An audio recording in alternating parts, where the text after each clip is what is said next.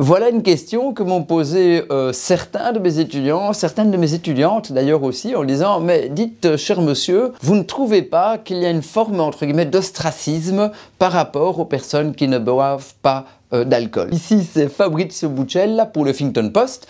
En 2 mots, je suis professeur à l'Université libre de Bruxelles et je dirige également une école d'énologie et de dégustation, aussi à Bruxelles, qui s'appelle Inter Wine and Dine. Essayez de faire l'expérience pendant 1 semaine de ne plus boire d'éthanol. Et donc, à chaque fois que vous êtes avec un groupe d'amis, que vous êtes au bistrot, que vous êtes au café, que vous êtes au restaurant et qu'on vous propose quelque chose, chaque fois, vous dites « Ah mais non, désolé, je ne bois pas ». Simplement pour faire l'expérience. À la limite, après, si vous le souhaitez, vous pouvez quand même boire. L'idée n'est pas de faire l'expérience de l'abstinence pendant 1 semaine, mais plutôt de faire l'expérience de quelles sont les sollicitations tout au long, je dirais, des interactions sociales qui vous poussent quelque part à consommer de l'éthanol. C'est assez impressionnant.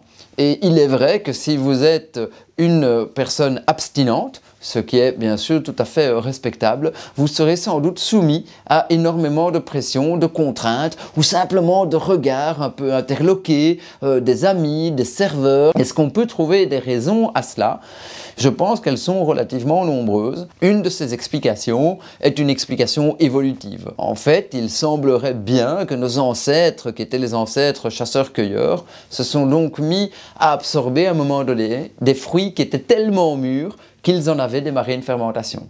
Et ces fruits qui étaient tellement mûrs qu'ils en avaient démarré une fermentation leur procuraient plus de kilocalories, parce qu'un gramme d'éthanol produit plus de kilocalories qu'un gramme de sucre, et également leur donnaient le petit coup de fouet supplémentaire. Nos ancêtres ont pu le faire parce qu'une mutation génétique est intervenue au cours de l'évolution qui fait que nous sommes des êtres humains en capacité d'absorber l'éthanol. Voilà une petite explication, il y en a plein d'autres, sociales, culturelles, et bien sûr les lobbies, les alcooliers, il faut aussi pouvoir le reconnaître, qui tentent régulièrement de mettre en avant ce type de produit. Life.